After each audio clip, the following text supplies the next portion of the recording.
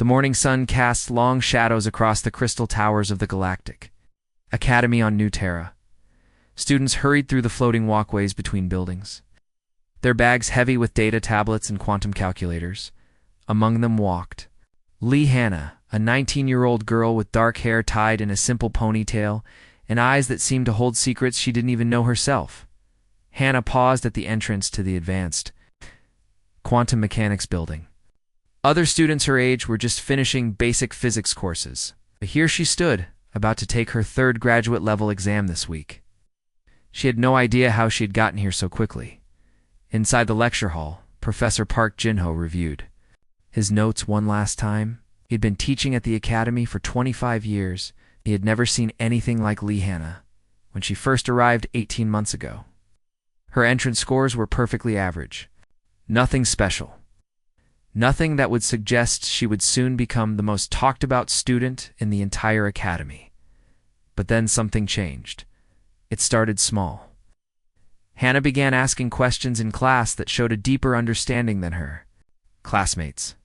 Her homework answers went beyond what was taught, offering solutions that used advanced concepts she shouldn't have known. Within 6 months, she had tested out of 2 years of coursework. Within 12 months, she was sitting in graduate seminars, quietly solving problems that had stumped doctoral students for months. "Good morning, Hannah," Professor Park said as she entered the examination room. "Are you ready for today's test?" Hannah nodded and took her seat at the testing station. Round her, 5 doctoral candidates prepared for the same exam. They had been studying quantum field theory for years. Hannah had been officially studying it for 3 weeks.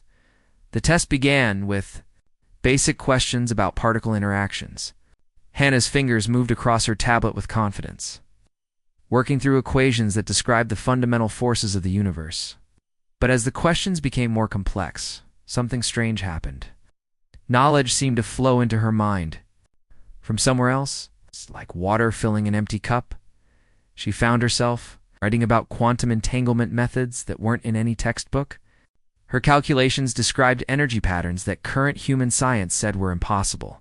Yet somehow, she knew these answers were correct with a certainty that felt as natural as breathing. 2 hours later, Professor Park collected the tablets. The doctoral students looked exhausted. Hannah looked confused, staring at her hands as if they belonged to someone else. "Is everything all right?" Professor Park asked her. "I think so," Hannah said quietly. I'm not sure where some of those answers came from." 3 days later, the test results arrived. The 5 doctoral candidates scored between 70 and 85%. These were good scores for such a difficult exam. Hannah scored 98%. More troubling was the fact that her 2 incorrect answers were actually more advanced than the questions asked. She had solved problems that wouldn't be covered in coursework for another 2 years. Professor Park sat in his office, staring at Hannah's test results displayed on his wall screen. He opened a secure communication channel and typed a message to Dr. Kim Yonsu, the Academy's head of Student Psychological Services. "We need to talk about Lee Hannah. Something is happening that I don't understand." Across campus, in the xenobiology laboratory, Hannah was having another unusual day. Dr. Choi Moran had assigned her class to identify alien plant samples collected from 3 different colony worlds. Most students struggled to classify even basic specimens. Hannah not only identified each sample correctly but provided detailed information about their biochemistry, reproduction cycles, and ecological relationships. "How did you know that the Kepler-4 for to be moss requires a specific mineral balance in the soil?" Dr. Choi asked after class. Hannah paused, her backpack half slung over her shoulder. I'm not sure. It just seemed obvious when I looked at it." Dr. Choi watched her student walk away, then made her own secure call to the academy administration. In her dormitory that evening, Hannah sat across from her roommate Lim Jiong, trying to focus on her advanced xenolinguistics homework. The assignment was to analyze communication patterns in recently discovered alien languages. As Hannah studied the symbols on her screen, they seemed to shift and change, almost as if they were trying to tell her something. "You're doing it again," Jiyoung said, looking up from her own much simpler coursework. "Doing what?" That thing where you stare at your homework like it's speaking to you, and then you finish in 20 minutes what takes everyone else 3 hours? Hannah looked down at her tablet. Without realizing it, she had already completed the entire assignment. Her analysis correctly identified the grammatical structures and even proposed translations for phrases that had puzzled the Academy's Xenolinguistics department for months.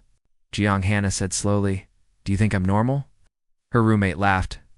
"Normal? Hannah, you're the smartest person I've ever met. You solve impossible math problems in your sleep." Literally. Last week you were mumbling equations in some language I'd never heard before. You're definitely not normal, but that's not necessarily a bad thing. But 300 kilometers away in the capital city, Federal Agent Yoon Dae-ho was reading a very different kind of report.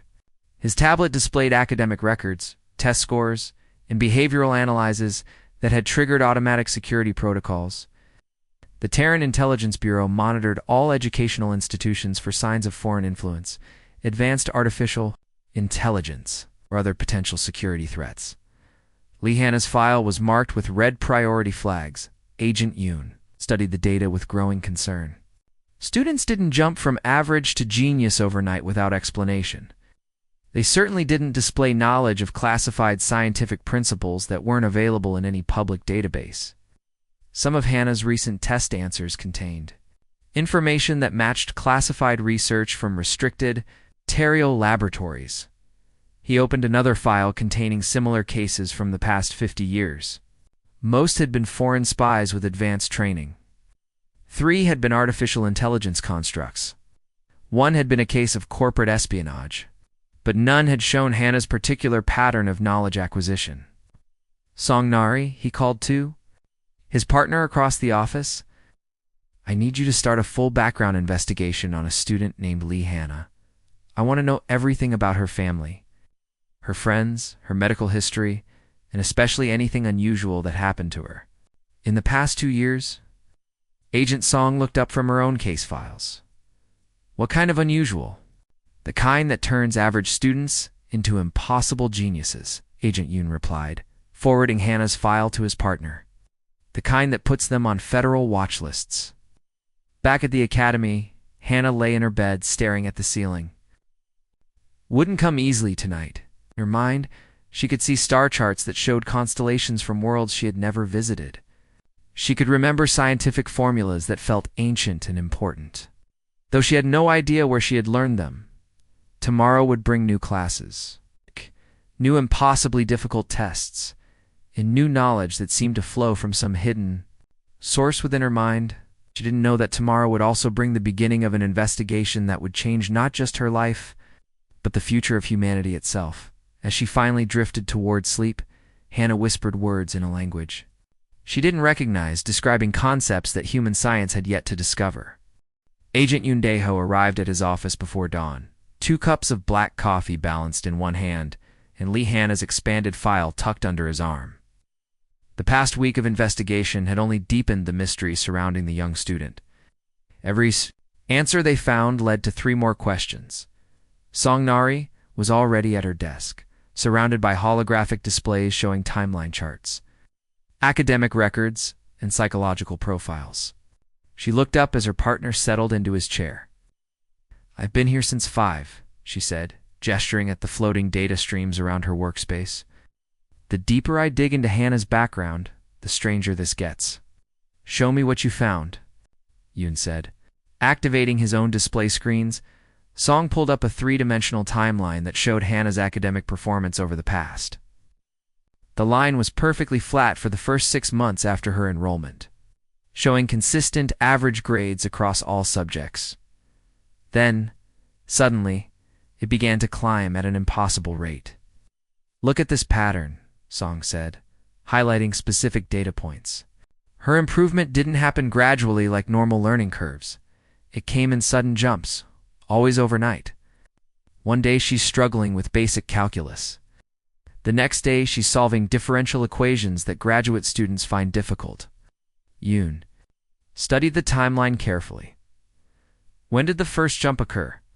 "March 15th, exactly 18 months ago. She went to sleep after failing a physics quiz. She woke up and aced a makeup exam the next morning, showing understanding of concepts she had never been taught. Medical records. Clean. No signs of cognitive enhancement drugs. No unauthorized medical procedures. No brain implants. I even checked for signs of alien biotechnology. Nothing. Song opened another file containing dozens of video recordings. From Academy's security cameras? "Watch this," she said, playing a clip from Hannah's Advanced in Archaeology class. On the screen, students sat around a table examining artifacts recovered from an ancient alien settlement. Professor Kong Taeyeon placed a small metallic object in front of each student and asked them to theorize about its purpose. Most students picked up their artifacts carefully, turning them over and making notes. Hannah simply stared at hers for several minutes, not touching it at all. Then she began to draw. She's sketching the internal structure, Song explained as they watched. Look at the detail. She's showing power conduits, data storage matrices, and control interfaces that aren't visible from the outside. The video continued as Professor Kang examined Hannah's drawing. His expression changed from curiosity to shock to concern. "Did the professor verify her sketches?" Yoon asked. He ran deep scans on the artifact the next day. Her drawings were 94% accurate. The object was some kind of communication device, exactly as she had diagrammed. The technology inside was more advanced than anything in our current databases. Yoon leaned back in his chair, processing this information. "Have you interviewed her family and friends?" "That's where it gets interesting," Song said, pulling up another file. "I spoke with her childhood friend, Shin Ji-ho, yesterday. He's known Hannah since they were 5 years old. According to him, she was always smart, but never exceptional. Just a normal kid who liked reading and math." Song played an audio recording of her interview with Ji-ho. She changed after the camping trip. His voice came through the speakers. "We went with her parents to the Whispering Valley Nature Reserve about 3 years ago. It was supposed to be a fun weekend, but something happened that last night." Song paused the recording. Ji-ho says Hannah disappeared from their campsite around midnight. They found her 6 hours later, 2 kilometers away, standing in a clearing and staring at the sky. She didn't remember leaving the camp or how she got their medical examination. Her parents took her to the hospital the next day. No injuries, no signs of trauma. But Ji-ho says she was different after that, quieter, more thoughtful. And sometimes she would say strange things. Recording. Ji-ho's voice continued. "She started having dreams about places that didn't look like Earth. Cities with impossible architecture. Beings that weren't human. At first, we thought it was just an active imagination. But the dreams were so detailed, so consistent. She could describe the same alien city from multiple angles, as if she had actually walked through its streets." Yoon made notes on his tablet. "Where exactly in Whispering Valley did they find her?" "Grid coordinates 127.4 by 68.9. I cross-referenced that location with our database of unusual incidents." Song's expression grew serious. "Yoon, there was a meteorite impact reported in that exact area 3 years and 2 months ago. A small object, maybe the size of a transport pod. The impact crater was investigated but declared empty. Official report said the meteorite had completely vaporized on impact." "But you don't think it vaporized?" "I think something survived that crash, and I think Hannah found it." Meanwhile, at the Galactic Academy, Hannah sat in Dr. Kim Yeonsu's office for her weekly counseling session. All students showing rapid academic advancement were required to meet with the Psychological Services Department to ensure their mental health remained stable. "How have you been sleeping?" Dr. Kim asked, reviewing her notes from their previous sessions. "The dreams are getting more vivid," Hannah admitted. "Last night I dreamed I was in a laboratory filled with equipment I don't recognize. But somehow I knew how to use all of it. There were others there, but they didn't look human. They were tall and thin, with large eyes and skin that looked like it was made of starlight." Dr. Kim made careful notes. "Did these beings communicate with you? Not with words? It was like their thoughts flowed directly into my mind. They were teaching me things, showing me how their technology worked, explaining scientific concepts that don't exist in our textbooks." "How did these lessons make you feel?" Hannah considered the question carefully. Important, like I was being prepared for something significant. But also sad, because I could sense that they were ... ending. Dying. Out. These weren't just dreams about random aliens. These beings needed something from me, but I don't understand what. After Hannah left, Dr. Kim immediately placed a secure call to the Academy's administration. This was the 7th session where Hannah had described identical alien beings and technology. The consistency of her descriptions, combined with her impossible academic performance, suggested something far beyond normal student counseling issues. That evening, Hannah walked across campus, toward her dormitory, unaware that federal agents were watching her from 3 different locations. Her mind was occupied with the quantum mechanics homework in her backpack, though she already knew she would finish it in minutes rather than hours. As she passed the xenobiology laboratory, she felt a strange pulling sensation, as if something inside the building was calling to her. She paused, looking up at the darkened windows. For a moment, she could almost see through the walls to the alien specimens stored in the research chambers. Her mind automatically began cataloging their biological structures, their evolutionary histories, their potential uses for human science. Then the sensation passed, leaving her confused and slightly dizzy. "Are you all right?" asked Kim Minho, classmate who happened to be walking by. "I think so," Hannah replied, though she wasn't entirely sure, just tired. As she continued toward her room, she didn't notice Agent Song Nari documenting her behavior from a nearby observation post. The young intelligence analyst had been watching Hannah for 3 days now, noting every unusual pause, every moment where the student seemed to be accessing knowledge that shouldn't exist. The pattern was becoming clear. It was unlike anything in their files. Hannah wasn't just a prodigy or a spy or an artificial intelligence. She was something entirely new, and the implications terrified both the agents watching her and the student who didn't yet understand what she was becoming. Director Oh Sunwoo stood before a wall of monitors in the secure briefing room deep beneath the Terran Intelligence Bureau headquarters. Each screen displayed different aspects of the Hannah investigation, from academic records to surveillance, footage to brain scan analyses. The room hummed with the quiet tension that came with cases that could reshape humanity's understanding of itself. "Show me what we know," Director Oh said to the assembled team. Agent Yoon stepped forward, his tablet connecting wirelessly to the main display. "Hannah's case has expanded beyond simple academic monitoring. We now believe we're dealing with a potential first contact scenario." The central monitor showed a detailed timeline spanning 3 years. Red markers indicated significant events in Hannah's development, while blue markers showed correlating incidents in the surrounding region. 3 years and 2 months ago, Yoon continued, an object crashed in Whispering Valley. Official reports classified it as a small meteorite that vaporized on impact. However, our investigation team visited the site last week. The screen changed to show photographs of a crater hidden beneath years of plant growth. The depression in the earth was perfectly circular and showed signs of extreme heat exposure. More importantly, sensitive instruments detected trace elements that didn't match any known Earth materials. "We found microscopic fragments of an unknown alloy," Song Nari added from her station. "The metal contains isotopes that don't occur naturally in our solar system. Whatever crashed there came from very far away." Dr. Kim Yeon-soo, who had joined the investigation team 2 days earlier, opened her own files. "I've been analyzing Hannah's brain activity patterns using advanced neural imaging. What I've found defies everything we know about human consciousness." The wall display shifted to show complex brain scans with unusual energy signatures highlighted in bright colors. During her normal daily activities, Hannah's neural patterns look completely human. But when she's solving advanced problems or accessing knowledge she shouldn't have, her brain shows activity in regions that are typically dormant. Director Oh studied the scans carefully.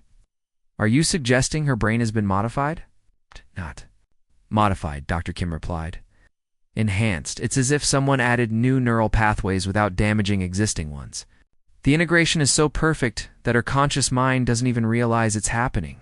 Agent Song pulled up additional data. "We've expanded our investigation to include anyone who might have had similar contact experiences. So far, we've found 17 cases of individuals showing sudden knowledge acquisition in the past 3 years. All of them live within a 200-kilometer radius of the crash site. The screen displayed a map showing dots scattered across the region around Whispering Valley. Each dot represented someone who had reported unusual dreams, sudden understanding of complex subjects, or knowledge of things they had never learned. Most of these cases are minor, Song explained. A farmer who suddenly understood advanced crop genetics, a mechanic who began designing fusion engines without any engineering training, a teacher who started speaking languages she had never studied. But Hannah is different, Yoon added. She's receiving the most advanced information, the most complete knowledge transfers. It's as if whatever is causing this has chosen her as its primary contact point. Director O moved to the tactical analysis station. What's our assessment of the threat level? That's where this gets complicated, Dr. Kim said. I've been monitoring Hannah's psychological state throughout this process. She shows no signs of hostile influence or mental manipulation. Whatever is sharing knowledge with her seems to be doing so carefully, gradually, without causing psychological damage. In fact, Song added, the knowledge she's receiving appears to be beneficial to human advancement. Her solutions to scientific problems have already led to 3 breakthrough discoveries that our research teams had been struggling with for years. Director O considered this information. So we have an unknown intelligence, possibly extraterrestrial, sharing advanced knowledge with human subjects, with Hannah as the primary recipient. The question is whether this is preparation for invasion or something else entirely. Meanwhile, at the Galactic Academy, Hannah was experiencing her most intense episode yet. During her advanced xenorchaeology exam, she had been asked to analyze fragments from a recently discovered alien ruin. As soon as she touched the first artifact, images flooded her mind with overwhelming clarity. She saw the beings who had created these objects. They were tall and elegant, with luminescent skin and large intelligent eyes that held deep sadness. Their cities were works of art that seemed to grow from the landscape rather than being built upon it. Their technology merged seamlessly with biology, creating tools that were alive and responsive. But she also saw their ending, a cosmic disaster approaching their home system, unstoppable and absolute. Desperate attempts to preserve their knowledge, their culture, their very essence before everything they had built was consumed by forces beyond their control. Professor Kong Taiyen watched in amazement as Hannah filled her exam tablet with detailed drawings and descriptions that went far beyond what the artifact fragments could reveal. She was describing the civilization that created them, their philosophy, their scientific achievements, even their final desperate plan to seed other worlds with their knowledge. Mahana, Professor Kong said gently, placing a hand on her shoulder. How do you know all this? She looked up at him with tears in her eyes. They're trying to tell us something important. They made a terrible mistake, and they don't want us to repeat it. But I can't understand what the mistake was. After class, Professor Kang immediately contacted Dr. Kim Yonsu. This was no longer just about exceptional academic performance. Hannah was displaying knowledge that could only come from direct contact with an alien intelligence. That evening, as Hannah walked back to her dormitory, she felt the familiar pulling sensation that had been growing stronger each day. This time, instead of coming from the laboratory buildings, it seemed to originate from somewhere beyond the academy campus. Something was calling to her from the direction of the mountains, from the area where she had gone camping 3 years ago. She found herself walking toward the transport station without consciously deciding to go there. Her movements felt automatic, as if she were following a path that had been programmed into her subconscious mind. Hannah, where are you going? She turned to see Lim Jiang running to catch up with her, looking concerned. I'm not sure, Hannah replied. Honestly, I feel like I need to go somewhere, but I don't know where or why. Giang studied her roommate's expression. Over the past months, she had watched Hannah become increasingly distant and thoughtful, as if part of her mind was always somewhere else. Whatever's happening to you, Giang said, you don't have to face it alone. I'm your friend, and I'm here to help. But even as Giang spoke these reassuring words, federal surveillance teams were moving into position around the academy.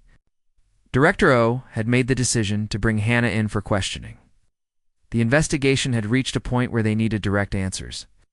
Regardless of the diplomatic complications that might arise from detaining a student, Agent Yoon received the authorization through his encrypted communication device. Move to intercept, came the order. Bring her in safely, but bring her in tonight. As Hannah stood at the transport station, torn between her normal life and the mysterious force drawing her toward the mountains, she had no idea that her quiet existence as a student was about to end. The next phase of her journey would reveal truths that would change not only her own life, but the entire future of human civilization.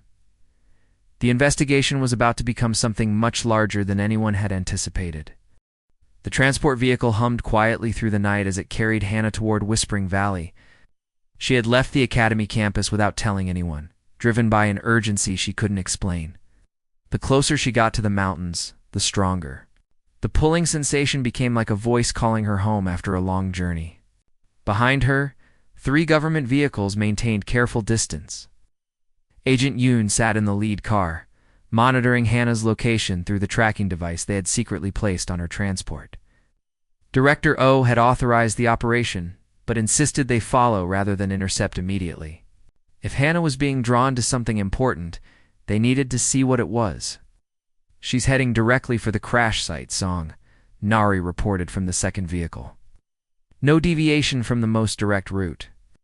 Dr. Kim Yeonsu, riding with Agent Yoon, watched her tablet display Hannah's vital signs through a remote medical scanner. Her brain activity is increasing rapidly. The same neural patterns we saw during her knowledge episodes, but much stronger. The mountain road wound through dense forest, and Hannah's transport finally stopped at the edge of the nature reserve. She stepped out and began walking into the woods without hesitation, as if she had traveled this path many times before. Her movements were sure and purposeful in the darkness. The federal team followed on foot, using night vision equipment to track her through the trees. Hannah walked for over an hour, moving deeper into the wilderness, toward coordinates that matched exactly with the meteorite impact site. She knows exactly where she's going, Yoon whispered into his communication device. No searching, no uncertainty. She's walking directly to the crash location. When Hannah reached the hidden crater, she stopped at its edge and stood perfectly still. The moonlight illuminated her face, showing an expression of deep concentration mixed with sadness. Oh, she closed. Her eyes seemed to be listening to something only she could hear. Can you hear me now? She whispered to the empty forest. I'm here. I came like you asked. The federal agents exchanged glances. Who was she talking to? And something extraordinary happened. The ground in the center of the crater began to glow with a soft blue light. Plants and soil shifted aside, as if moved by invisible hands, revealing the outline of something metallic buried beneath years of natural growth. My God, Dr. Kim breathed. There's something down there. The object rising from the earth was unlike anything in human technology. It looked organic despite being clearly artificial, with smooth curves that seemed to flow like liquid metal. As it emerged fully from the crater, they could see it was some kind of small spacecraft, no larger than a ground vehicle but infinitely more elegant in design. Hannah approached the vessel without fear. When she placed her hand on its surface, panels of light appeared along its hull, pulsing gently like a heartbeat. A section of the craft opened silently, revealing an interior that glowed with the same soft blue radiance. We need to move now, Director O's voice crackled through the communication devices. Surround the area, but do not engage unless she's in immediate danger. Agent Yoon and his team moved closer, their weapons ready but not aimed. Whatever was happening, it was clearly beyond their normal protocols for handling extraterrestrial contact. Inside the spacecraft, Hannah found a chamber that felt both alien and familiar. The walls were covered with symbols that seemed to shift and change as she looked at them, telling stories in a language her conscious mind didn't recognize, but her enhanced neural pathways understood perfectly. At the center of the chamber stood a crystalline structure that contained what appeared to be a being in some form of suspended animation. The creature matched exactly the aliens from Hannah's dreams, tall, luminescent, with large eyes that seemed to hold infinite wisdom and sorrow.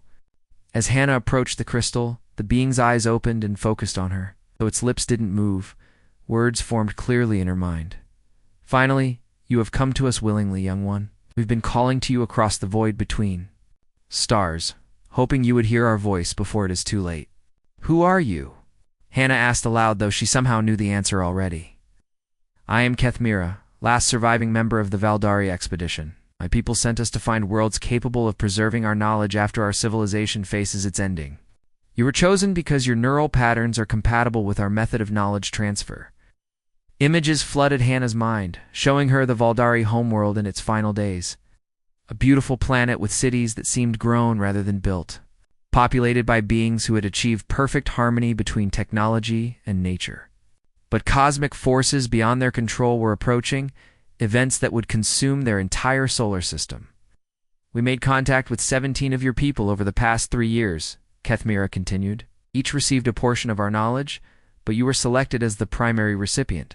Through you, we hope to prepare humanity for the challenges they will face as they join the galactic community outside the spacecraft.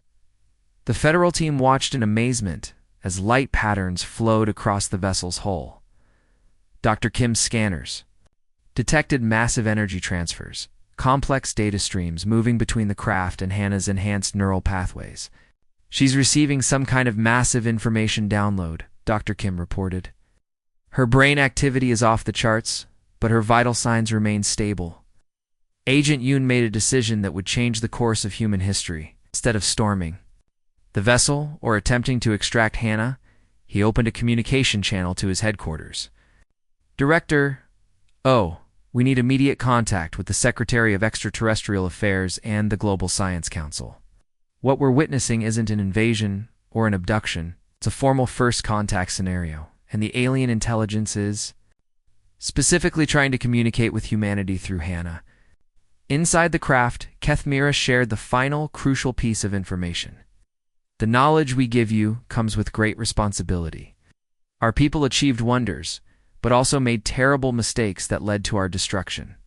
You must learn from our errors while using our discoveries to benefit your species. What mistakes? Hannah asked. We became so focused on technological advancement that we ignored the signs of cosmic danger approaching our system. We could have prevented our extinction, but we were too proud to believe that forces existed beyond our control. Do not repeat our arrogance.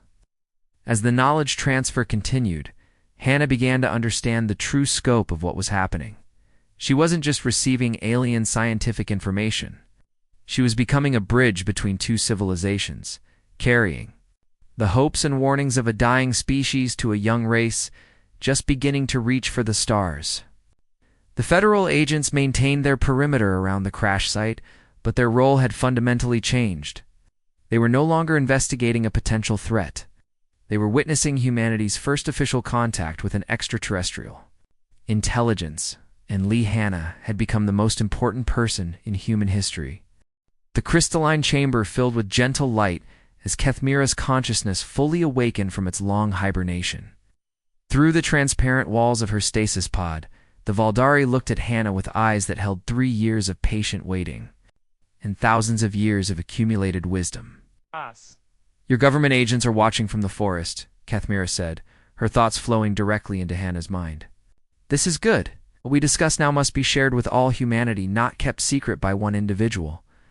Outside the alien vessel, Agent Yoon received new orders through his secure communication link. Director O had contacted the highest levels of global government, and the response had been swift and decisive.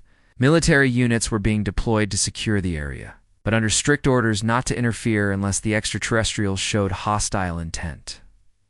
More importantly, Dr. Park Jin-ho and a team of the world's leading scientists were being transported to the site via emergency aircraft. If humanity was about to receive advanced alien knowledge, they needed their best minds present to understand and document everything inside the spacecraft.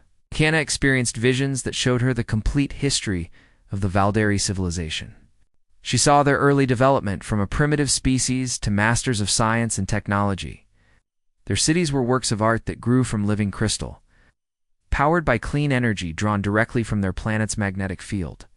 We achieved so much, Kethmira explained as the images flowed through Hannah's enhanced neural pathways. We eliminated disease, ended scarcity, learned to travel between stars. Our society reached a level of peace and prosperity that your people are still working toward? Then what went wrong? Anna asked.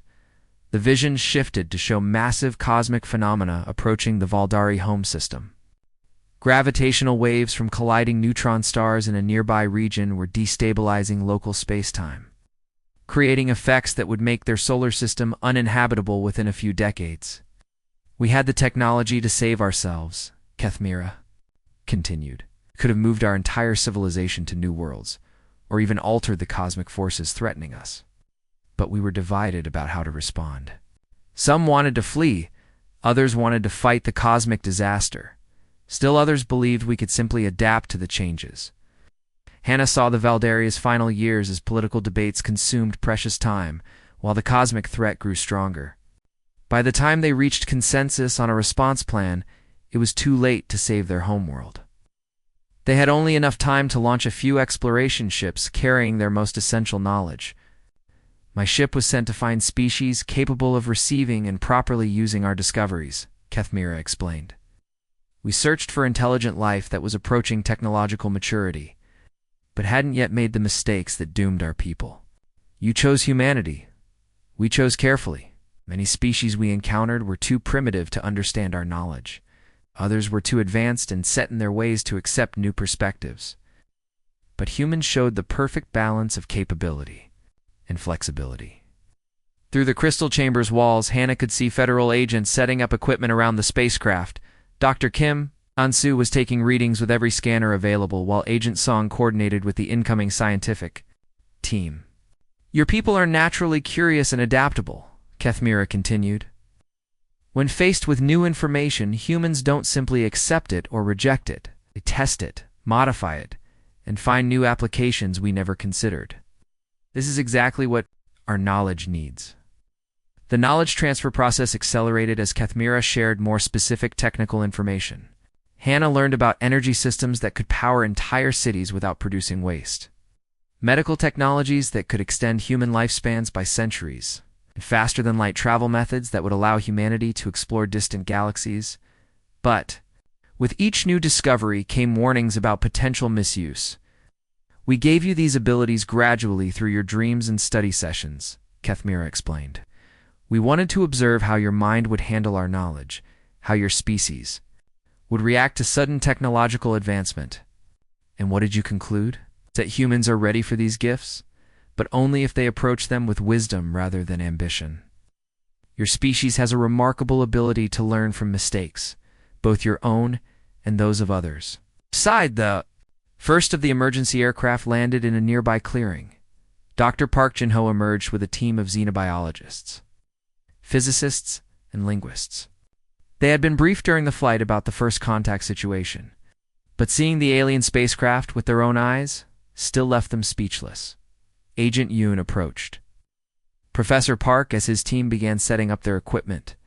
The entity inside has been communicating with Hannah for over 2 hours. We're detecting massive information transfers, but she appears to be unharmed. What kind of information? Dr. Park asked. Based on what we can observe from outside, it appears to be scientific and technological knowledge far beyond our current capabilities, Dr. Kim reported. But the transfer method is gradual and controlled, not overwhelming her neural systems. Inside the vessel, Kethmira's energy was beginning to fade. The stasis system that had kept her alive for 3 years was finally failing, and her life force was nearly exhausted. I don't have much time remaining, she told Hannah. Before I pass on, you must understand the most important lesson we learned. Too late? What lesson? Advancement without wisdom leads to destruction. Your species will soon have access to technologies that could transform your civilization or destroy it completely. The choice depends on whether you can work together, as one people, rather than competing nations and groups. Hannah felt the weight of this responsibility settling on her shoulders. She was no longer just a student struggling with difficult coursework. She'd become humanity's guide to a dangerous but promising future. The knowledge I've given you is already beginning to spread to other humans through your enhanced neural patterns, Kethmira continued. Within days, scientists around your world will begin making breakthrough discoveries that build on what you've learned. This is how we always intended the transfer to work. But why me specifically? Why was I chosen over millions of other humans? Kethmira's luminescent features showed what might have been a smile. Because when our ship crashed and our automated systems scanned the local population for compatible minds, yours showed something unique. You had the intelligence to understand our knowledge, the emotional strength to handle the responsibility, and most importantly, the humility to use these gifts for the benefit of others rather than personal gain. As if responding to some unseen signal, the spacecraft's hull began to pulse with brighter light. The knowledge transfer was reaching its final phase. Hannah could feel centuries of Valdari wisdom settling permanently into her enhanced neural pathways. Remember, Kethmira said as her consciousness began to fade, "We are giving you these gifts not because your species is perfect, but because you have the potential to be better than we were. Learn from our mistakes and help your people reach for the stars with both courage and wisdom." The crystal chamber began to dim as Kethmira's life force finally expired. But her final gift to humanity was complete, and Lee Hannah emerged from the alien vessel carrying knowledge that would change the course of human civilization forever. 6 months after first contact with Kethmira, the world had changed in ways both dramatic and subtle. Lee Hannah stood before the assembled representatives of the Global Science Council. Her role as humanity's first alien contact specialist now. Officially recognized by every major government on Earth, the conference hall buzzed with quiet conversations in dozens of languages as scientists, diplomats, and military officials reviewed the latest reports on Valdari technology integration. The knowledge transfer that had begun with Hannah's enhanced neural pathways had indeed spread to researchers worldwide. Just as Kethmira had predicted, Director Osunwu, heading the newly formed Department of Extraterrestrial Affairs, called the session to order. "Dr. Lee," he said, using Hannah's new title, "please present your latest findings." Hannah activated the holographic display at the center of the room. Three-dimensional models of advanced technology filled the air above the assembled crowd, showing designs that had seemed impossible just months before. The Valdari knowledge has been successfully integrated into 17 major research projects, she reported. Clean fusion reactors based on their energy systems are already powering 3 experimental cities. Medical treatments derived from their biotechnology have eliminated 12 previously incurable diseases, and the first prototype faster than light. Communication system will begin testing next month. Dr. Park Jin-ho, now serving as her research partner, stood to address the assembly. But as remarkable as these advances are, we must remember Kethmira's warnings about the responsible use of such power. The display shifted to show footage from around the world. In some locations, international cooperation had led to amazing breakthroughs that benefited entire populations. Clean water systems based on Valdari technology had transformed drought-stricken regions. Advanced agricultural methods were ending hunger in previously impoverished areas, but other regions showed more troubling developments. 3 nations had attempted to weaponize Valdari energy systems, leading to tense diplomatic negotiations to prevent a new arms race. Corporate interests had tried to monopolize some technologies for profit rather than humanitarian benefit. This is exactly what Kethmira warned us about, Hannah continued. The same knowledge that can save lives can also be used to cause destruction if we approach it with the wrong motivations. Agent Yoon, now serving as security liaison for the project, shared intelligence reports from around the globe. We've identified 47 attempts by various groups to steal or misuse Valdari technology. Some wanted to create weapons. Others sought economic advantages over their competitors. The temptation to use these gifts for selfish purposes remains strong. Song Nari, working as Hannah's intelligence coordinator, pulled up communication intercepts. We're also detecting increased activity from extremist groups who view the alien contact as either a threat to human independence or proof of various conspiracy theories. Public opinion remains divided about whether we should fully embrace this knowledge or proceed more cautiously. Dr. Kim Yeon-soo presented her psychological analysis of the global response. Humanity is experiencing what we're calling advancement anxiety. People are excited about the possibilities, but also afraid of losing control over their own destiny. This is a normal response to rapid change, but it requires careful management. Real challenge came when the assembly addressed the most significant discovery from Kethmira's knowledge, the location of other intelligent species throughout the galaxy, the cosmic threats that had destroyed the Valdari civilization. The neutron star collision that doomed the Valdari homeworld was part of a larger pattern, Hana explained as the display showed star maps with dangerous regions marked in red. Similar cosmic events occur throughout the galaxy every few thousand years. Many civilizations that might have become our allies were destroyed by forces they didn't understand or couldn't prevent. But the Valdari knowledge gives us the tools to survive such events, Dr. Park added. We can detect cosmic threats decades before they become dangerous, and we have the technology to either avoid them or neutralize them. Director O addressed the central question facing humanity. The issue before us is whether our species is ready to take its place as a galactic civilization with all the responsibilities that entails. The debate that followed reflected the complexity of humanity's situation. Some representatives argued for rapid advancement, claiming that other intelligent species might be facing similar threats and could benefit from human assistance. Others urged caution, suggesting that humanity should perfect the use of Valdari technology on Earth. Before attempting interstellar contact, Hana listened to hours of discussion before finally standing to offer her perspective as the person who had direct contact with Kethmira's consciousness. I've spent 6 months integrating Valdari knowledge and learning to understand their perspective, she said. What I've discovered is that they didn't choose to help us because we're already perfect. They chose us because we have the potential to succeed where they failed. She gestured to the holographic displays, showing both humanity's achievements and mistakes over the past months. Look at our response to these gifts. Some groups tried to misuse them for personal gain, but far more people worked together to use them for the benefit of everyone. When weapons development threatened to create a new arms race, international cooperation prevented it. When corporations tried to monopolize life-saving technologies, public pressure forced them to share. The Valdari fell because they couldn't unite in the face of crisis, Hana continued.